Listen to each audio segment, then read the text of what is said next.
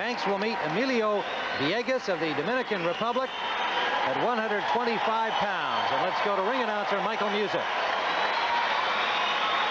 Ladies and gentlemen, our next bout is in the 57-kilogram, 125-pound weight category. In the red corner from the Dominican Republic, Emilio Villegas. And in the blue corner from the United States of America, Kelcie Banks. A warm reception for Kelcie Banks, 22 years of age, from Chicago, Illinois, now living in Houston, where he trains at the Houston Boxing Association, and Josephine Abercrombie of that organization is here at ringside to watch him. He's been boxing for 11 years, the current world champion at 125 pounds, and the 1987 U.S. Amateur and Olympic Festival champ. Now, Banks had to get off the canvas twice to advance to the gold medal round. Arnoldo Mesa of Cuba dropped him. He won a 3-2 decision in that bout. Esteban Flores of Puerto Rico did the same. He won another 3-2. So he has had to really battle his way into the gold medal opportunity. Emilio Villegas from the Dominican Republic is just 18 years of age, from El Ceibo, the 1986 and 87 Dominican Republican champ. All right, Tim, we have southpaw against southpaw. Referee is Dario Jenner from Cuba. Tim, Banks has been down more in this tournament than an elevator, up and down. Now, he's a beautiful boxer, tall and rangy. I think he should use his boxing ability, take his time. But he's right out to get this guy out of there.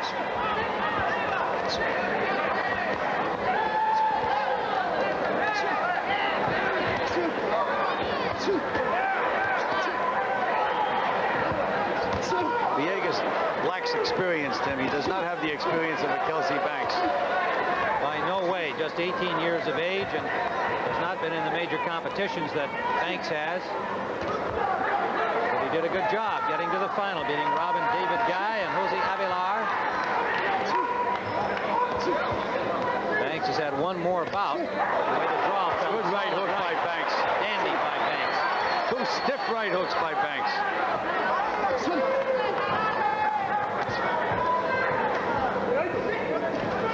Good start for Banks. Round number one. Good combination. He's really putting some pressure on the Dominican early here, Emilio Villegas. Another right hook by Banks.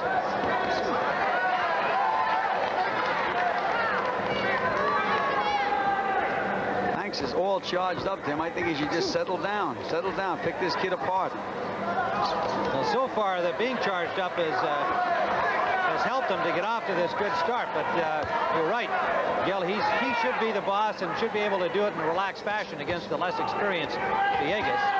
Especially, Tim, when you come in and you're all charged up and you're tight like that, you can get hit on the chin, anything can happen. And you know he's been down an awful lot. Well, twice in this competition, once to the Cuban, Mesa, once to the Puerto Rican, Flores. Came back to win.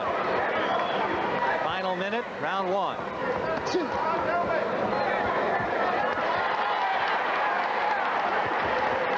Two good right hands by Banks, body and head.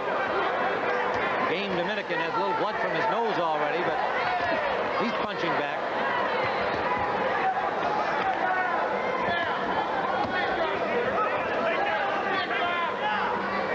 Under 30 seconds to go, round one.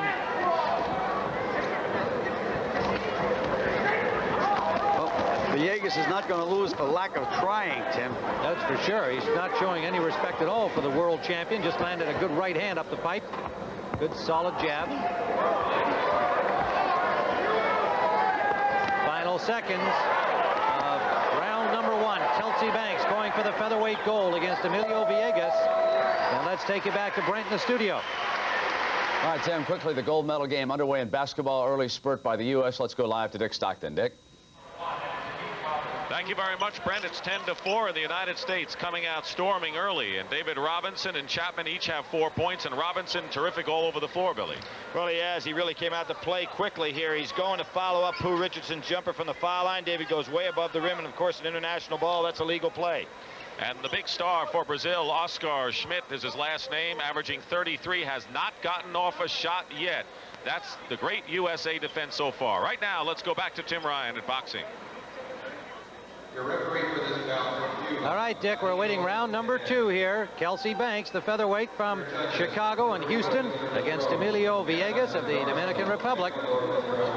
U.S. still looking for their first gold medal in the boxing competition. They had only 2 in Caracas in 1983, Lewis Howard and Pernell Whitaker. The Cubans already have 9, and they have one more opportunity in the final bout.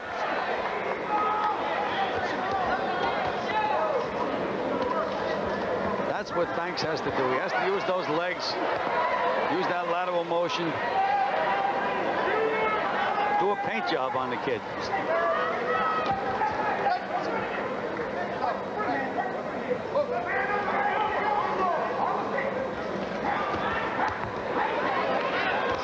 Has that educated right here. He can just use that the entire fight.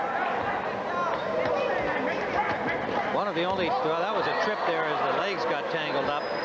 Villegas got his left leg between Banks. I'm glad he didn't sprain his ankle, Tim. Right, that's the kind of situation where you could get a leg injury. Andrew Maynard, of course, suffered a sprained ankle, losing to Pablo Romero by retirement.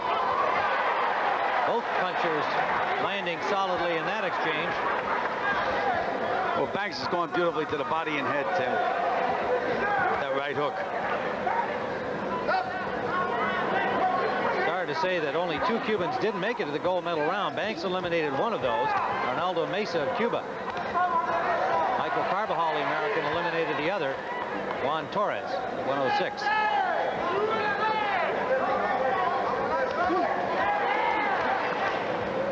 Banks is a smooth, beautiful, moving boxer.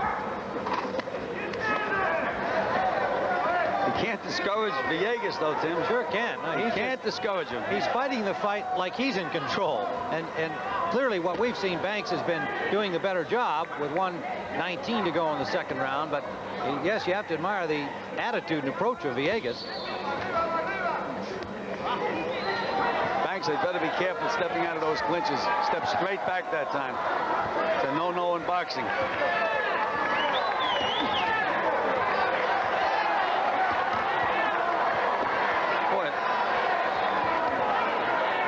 Banks lands a jab effectively, but Villegas just kind of ignores it. He just plows ahead anyway, even though he's getting peppered and there's more blood from his nose.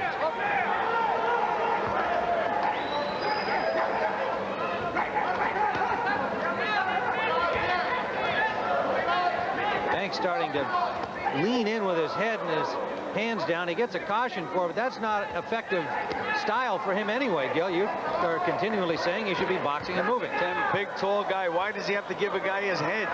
He can keep this kid away from him so the kid can't touch him. That's a solid right scored by Villegas.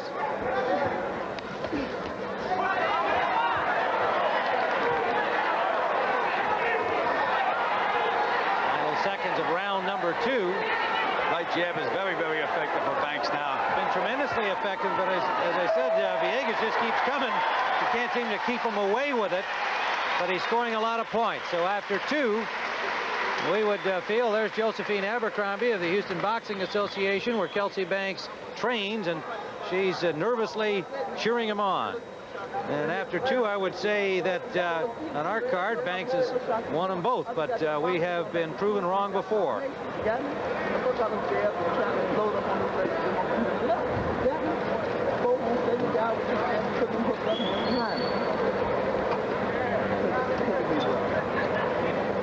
This is the last round. Well, you wonder why we were closer than it should. It should be dominated.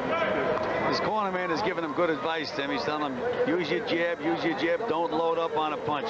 That's the way you get nailed. You try to get the guy out of there with one punch. Get back to the double jab, going up and down, and putting him Villegas, Tim, for him to win this fight, he's going to have to nail Banks if Banks reaches. If Banks doesn't reach, keeps control of himself, I don't think the kid has any chance at all. We're into round number 3, the final round for the featherweight gold. The crowd getting into it here, encouraging Kelcie Banks, but it's Villegas with the initial initiative. Tim, he has the initiative, but he doesn't have the skill. He's walking into a threshing machine.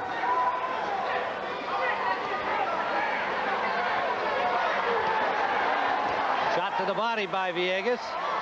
The peppering jab of Banks. move by Banks off the Oh, ropes. he's a smoothie, Tim. Smooth fighter. Villegas unable to make contact at all in that last exchange.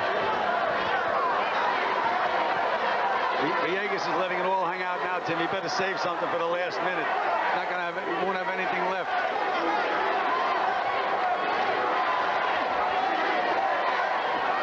Villegas rushing in now is being made to pay by Banks each time, like that. Banks' hands are so accurate. Strong kid, Villegas, though. Banks can't move him back.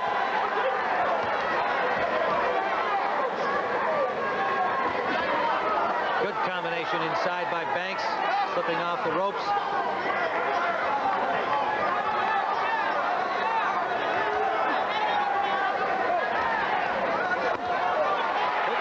Look at that educated right hand of Banks score point. And slip and move. Doing a beautiful job of boxing. Kelcie Banks hoping to become the first American to win a gold in this boxing competition. His teammates are here. Muhammad Ali is at ringside. He's doing a job on the kid now. And he has been for the entire fight. Game, Emilio Villegas continuing to try to come ahead, forcing things, but counter-punching beautifully as Kelcie Banks scoring the points. Good combination again by Banks with the quick hands. And good defense by Banks. Defense. He blocked that last three punches, and lands two more of his own. I can't believe the spirit of this kid, Villegas. Villegas' legs starting to show a little weariness to me, but he is sure ready to go the distance. 30 seconds remain.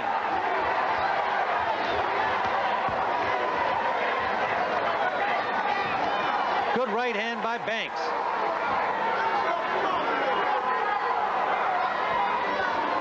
Tim, he has never been able to move this kid back, though. The kid is tremendous as far as strength is concerned. Just doesn't have the skill. 18-year-old Emilio Villegas from the Dominican Republic making Banks work for this gold medal, and it's all over.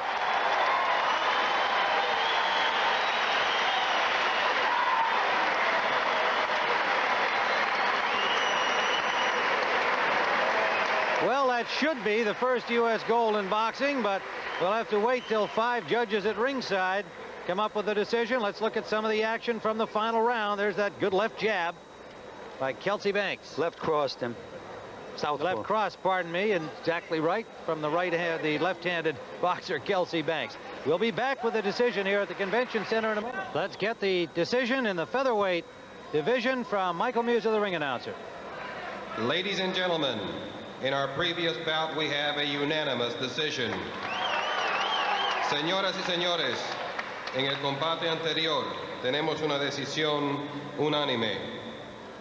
And your gold medal winner is in the blue corner from the United States of America, Kelcie Banks.